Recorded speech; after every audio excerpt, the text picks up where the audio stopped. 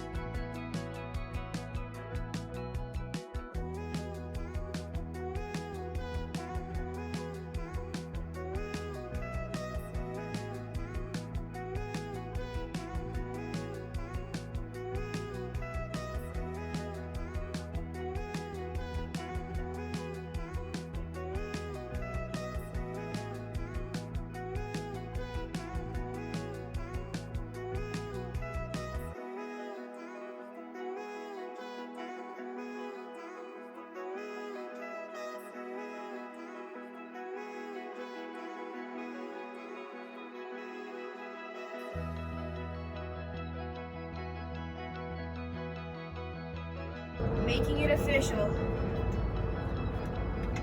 You're wearing the right shirt for it, too. Here we go. Good job.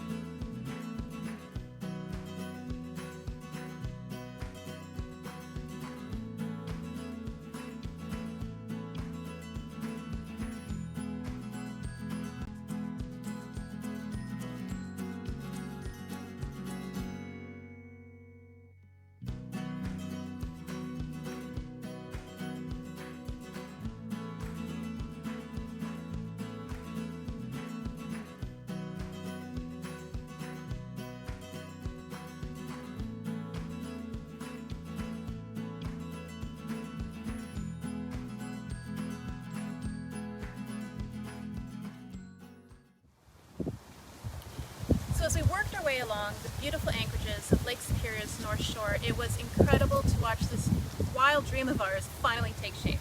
No longer just an idea, but something real, something wrapping itself around us. So Lake Superior is the largest, coldest, and most unforgiving of the Great Lakes. But we were lucky. We had mostly calm weather, but every so often she reminded us of her strength. In this next part of Chapter 2, so much unfolded, so much to share. So we stumbled upon a bathtub. You'll see what I mean. Our cousins Candace and Matt jumped on board for a while, and through a contact of theirs, we were photographed by a U.S. Coast Guard helicopter. We connected with our first family boat, Fika, and family came. Uncle Glenn, Aunt Evelyn, and our cousin Andrea drove down to Kentwater, Michigan to see us. School officially began on board, and we started preparing for the work we needed to do to ship our masts south. But the moment that took our breath away came when the Chicago skyline rose before us like a forest of glass and steel emerging from Lake Superior, a sight I will never forget. I'll wait here. Go ahead, check it out. Here's the next part of Chapter 2, Saltwater Dreams.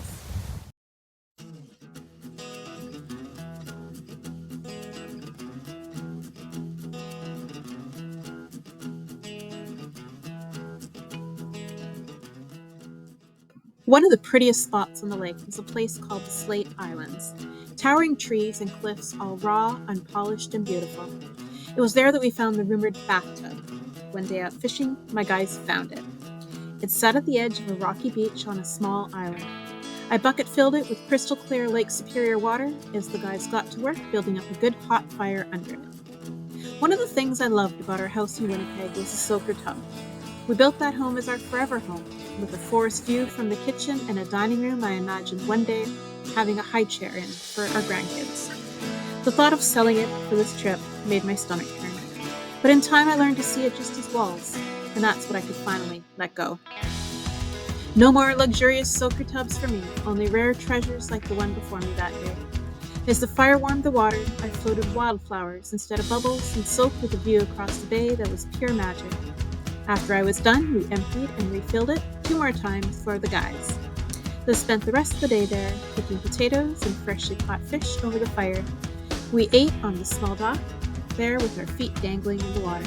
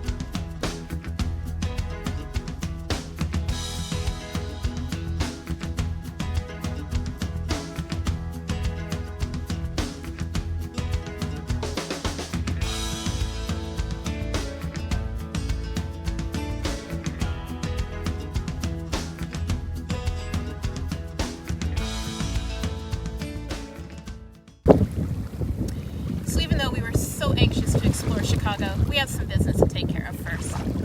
We needed to take the Starship over to Crowley's Yacht Yard in order to get our mast taken down and prepared to ship south. Our upcoming months traveling through the rivers would take us under bridges and through 27 locks. Once those locks completed their work of dropping us to sea level, we reunited with our mast in Mobile, Alabama. After shipping the mast, we set out to see as much of Chicago as we could. We also met the Klein family, who later evolved into our river companions, turning long miles into laughter and what might have been lonely waters into incredible memories.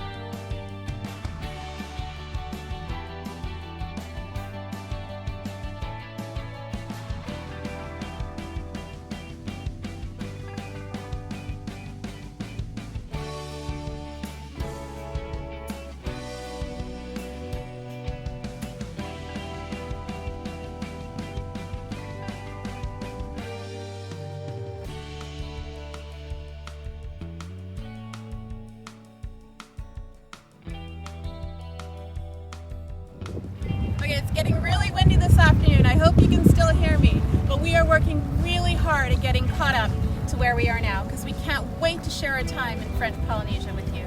From the Pacific crossing to our landfall in Hiva Oa to an unforgettable month sailing around Nuku Hiva. So many crazy stories there. And most recently, we did our 5-day passage to get here, the beautiful Tuamotus, a chain of breathtaking coral atolls scattered across the South Pacific. These waters are alive with coral and sea life.